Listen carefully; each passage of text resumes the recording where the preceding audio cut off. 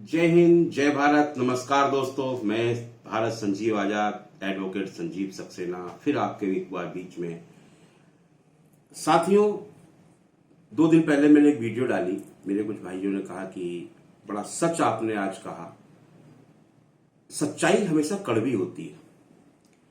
आज मैं अपने सारे मुस्लिम युवा भाइयों से एक निवेदन अनुरोध करना चाहूंगा कि जितने भी मेरे मुस्लिम युवा साथी हैं, युवा भाई हैं, वो अपने बुजुर्गों से पूछें कि हम क्या थे और हमारे पूर्वजों के साथ औरंगजेब ने, मुगलों ने, जितने भी नाम दिल्ली की सड़कों पर छपे पड़े हैं, इन लोगों ने कितने अत्याचार किए। हम हिंदू से मुसलमान कैसे बने, क्यों बने, किसने बनाया, क्या हम अपने मन से धर्म परिवर्तन करके आए थे या हमें जबरदस्ती धर्म में धकेला गया था।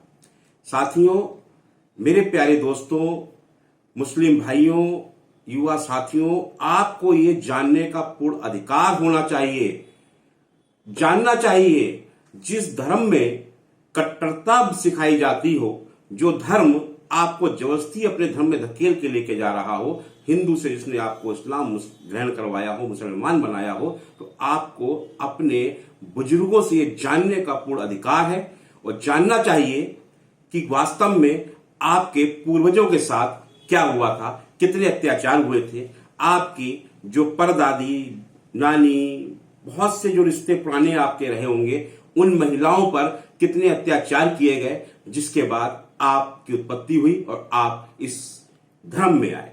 मैं कोई धर्म का विरोधी नहीं हूं, लेकिन जिस धर्म में यह सिखाया जाता हो कि आप जिहादी हैं और हम काफिर ये चीजें सिखाने का काम नहीं है। आपके धर्म में अच्छाई क्या है, बुराई क्या है, ये बताने का काम होना चाहिए।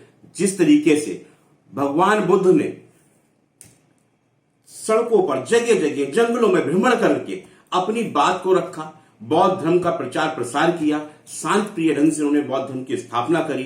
कहीं उन्होंने क्या कोई अत्याचार करे, क्या मारकाट करवाई? आज आप देख लो, अफगानिस्तान के पास तालिबानी क्या कर रहे हैं, आईएसआई क्या कर रहा है, सीरिया का क्या हाल हुआ है, वहां तो हिंदू नहीं बचा था। आज इस्लाम ने, हमेशा इस्लाम में एक चीज सिखाई जाती है, इस्लाम खतरे में, इस्लाम खतरे में, इस्लाम खतरे में। इस्लाम ना कभी खतरे में था, ना है और ना होगा।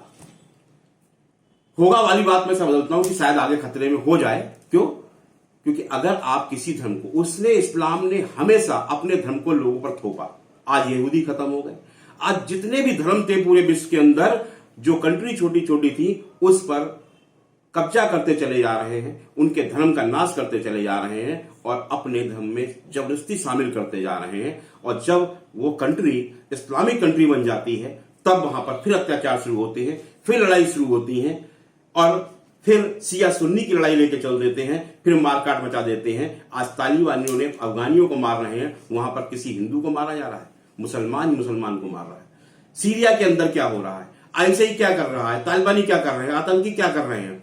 फिर इस्लामिक कंट्री के अंदर कट्टरवाद को पैदा करते हैं, वहां पर कट्टरवाद बढ़ाते हैं और अपने ही आदमियों को फिर मार देते हैं। पहले धर्म का नाश करते हैं और अपने धर्म में लाते हैं, फिर अपने ही धर्म का नाश शुरू कर देते हैं। वो अपने धर्म का नाश स्वयं कर रहे हैं, इस्लाम को खुद खतरे में डाल रहे हैं। इस्लाम किसी और धर्म से खतरे में ना था, ना है और ना होगा।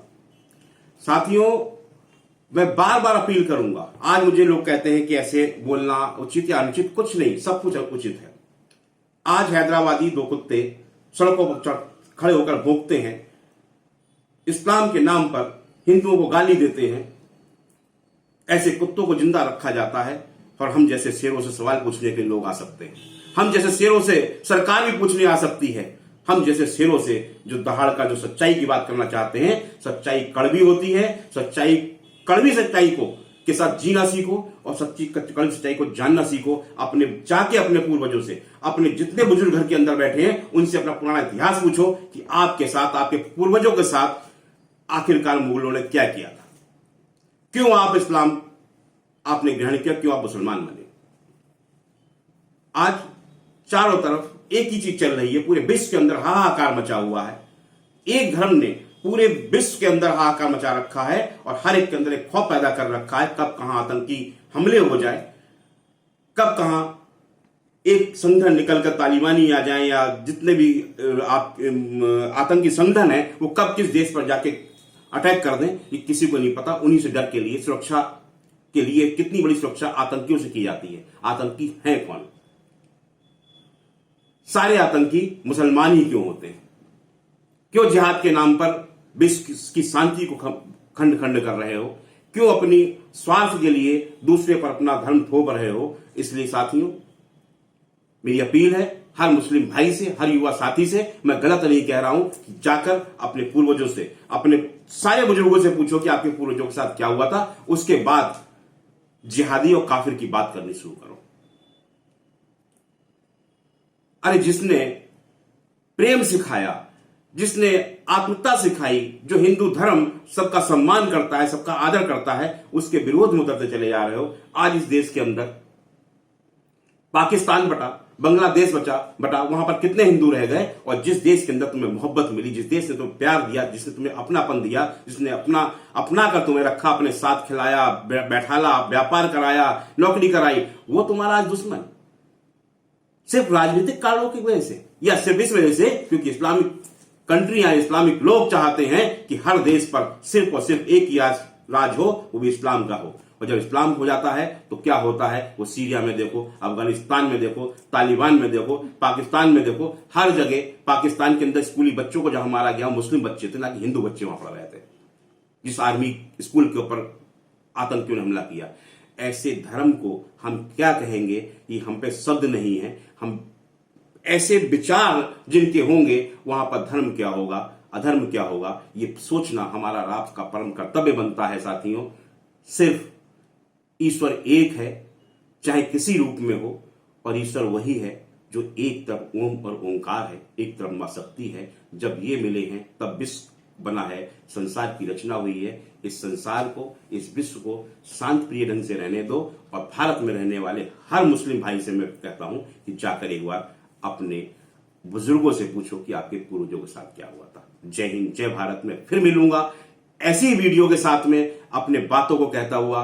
और मैं जब तक अपने धर्म का प्रचार करने निकला हूं, धर्म है मानवता, मानवता से बड़ा कोई धर्म नहीं होता। इस धर्म को मानो, मानवता धर्म को मानो, मानवता को अपनाओ, मानवता के साथ आगे बढ़ो। भूल जाओ कि कौन काफिर है और कौन जिहादी। आतंकी ना बनकर क्रांतिकारी बनो और इस देश की तरक्की के बारे में सोचो। जय हिंद, जय भारत।